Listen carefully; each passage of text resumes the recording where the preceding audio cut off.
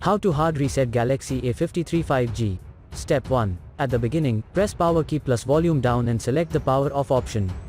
Step 2. Now connect your phone to the computer by the Type-C cable and push volume up and power button at the same time. Step 3. Let go of all buttons when the Samsung logo appears and wait till the recovery mode menu pops up.